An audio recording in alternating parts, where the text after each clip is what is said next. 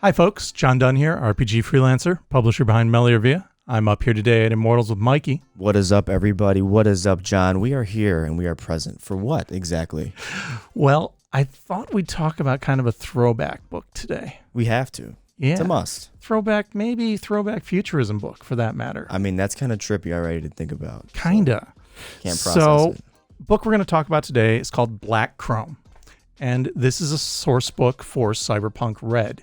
That's the line from our Talsorian games, which is kind of based off of the Cyberpunk video game, right? Yeah, It came out last very summer. popular series. Yeah, that keep hearing some pretty cool things about. There's some new content I coming think they for fixed it. the game finally. I think that's what I'm hearing. think it Yeah, and I'm works. hearing about all kinds of new toys for it. 2 years later, almost it works. So this is a gear book for Cyberpunk Red, and it's very much in the vein of the Chromebooks for Cyberpunk 2020.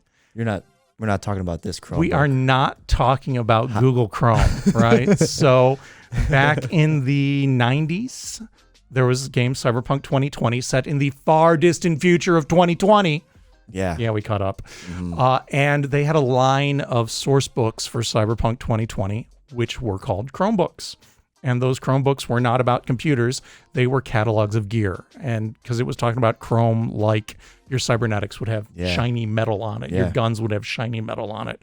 You would get, when you got lots of cyber installed, you were chromed. And this is kind of, as Black Chrome, kind of the newest iteration of that.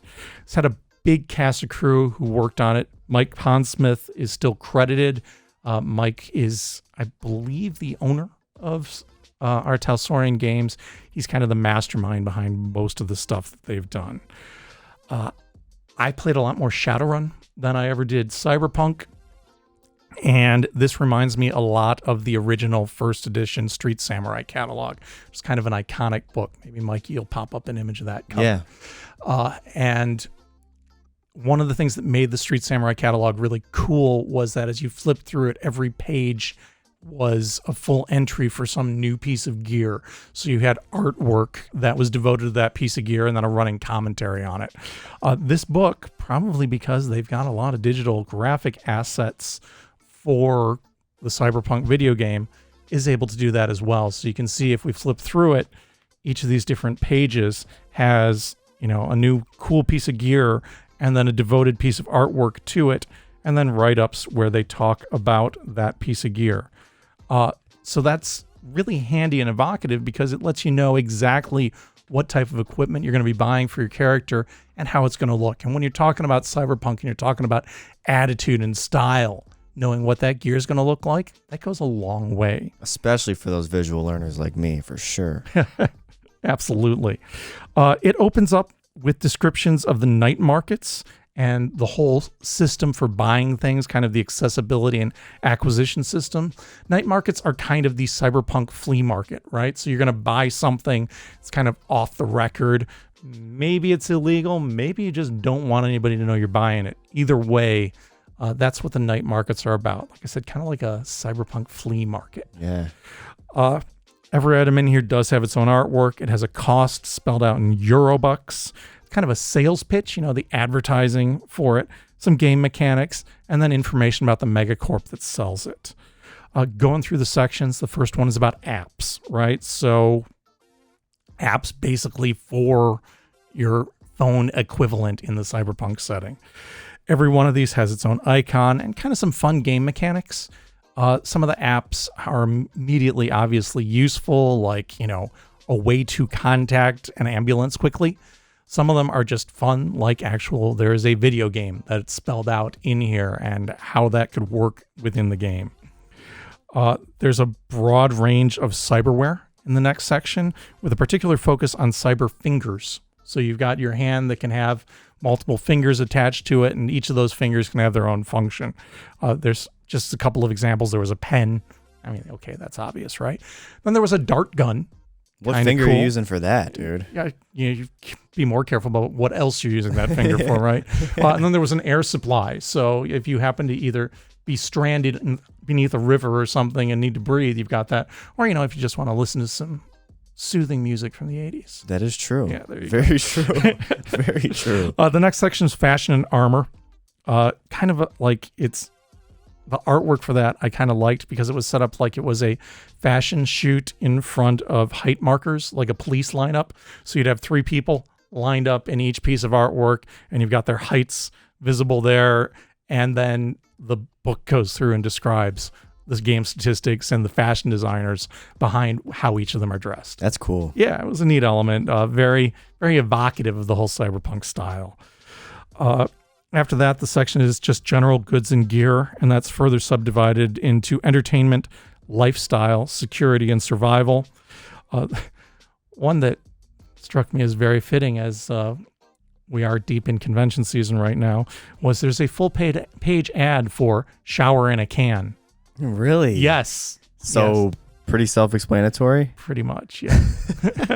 Dude, seems like you're something on the go. that might have some use during convention season if we had that available, but for sure. As you know, conventions could possibly smell like. And there is a robot Doberman that's in the security section that the artwork reminded me an awful lot of a Zoomer. Do you remember the Zoomer toys from maybe 10 years ago? If you could show me a picture, I probably would. It sounds familiar. Pop a picture up. You can find one. It's kind of a robot dog on wheels. Oh, okay, yeah. Would, drive around. 100%. Yeah. The artwork for that I found very evocative, and it made me laugh about it. After that, there's a section on linear frames. These are basically internal that you can have installed, as cybernetics, or an external robot suit that you wear, kind of like the one that Ripley piloted in Aliens. Hopefully that means something to you. Yeah, I have seen Aliens. Lifter. Sorry, for once I know. I have watched Aliens. Very good. Mm-hmm. Then we get into around 25 pages of vehicles. This covers a broad range of vehicles from motorcycles, which, Akira did make kind of an iconic part of the cyberpunk genre, all the way up to flying cars and helicopters. Broad range of stuff covered in those 25 pages. And then the obligatory weapons section, because when we're talking cyberpunk, we got to talk good old-fashioned violence. Absolutely. Got about 40 pages of this. We have explosives, melee, thrown weapons, and firearms. There's a broad range of very specialized items. There are several variants of katana because it's cyberpunk. You got to have those. There's a combat boomerang, which felt very Batman to me, but, I can see being a good time. Yeah. There's an RPG, because the RPG system has to have an RPG in it, right? Of course. A crossbow, a crossbow pistol, assorted assault rifles, you name it. There's stuff in here in terms of weapons. What about a finger crossbow? I think that might be a little small, but you get when you're writing your own expansion. I'm thinking too large. After that, there's about a 5-page section on economics. It talks about how lifestyles and availabilities really work in the game world so that you can add that depth of play to your characters, particularly if they're coming from different lifestyles or if you're running different campaigns where the characters in each are operating at different levels socioeconomically. There's a section on night markets. I talked about them as kind of the flea markets of the cyberpunk world at the start of this. There are 6 sample night markets that are spelled out here with plot hooks and how accessibility is going to work there. And they're all at different socioeconomic levels. So you can see what a night market is like for somebody who's just scraping by, or you can see where the black market is for somebody who's got resources and just wants to be able to use them to buy things that the man says they shouldn't have. Absolutely. After that, there's a section of lists. These basically just summarize all the game stats for the gear that's presented earlier.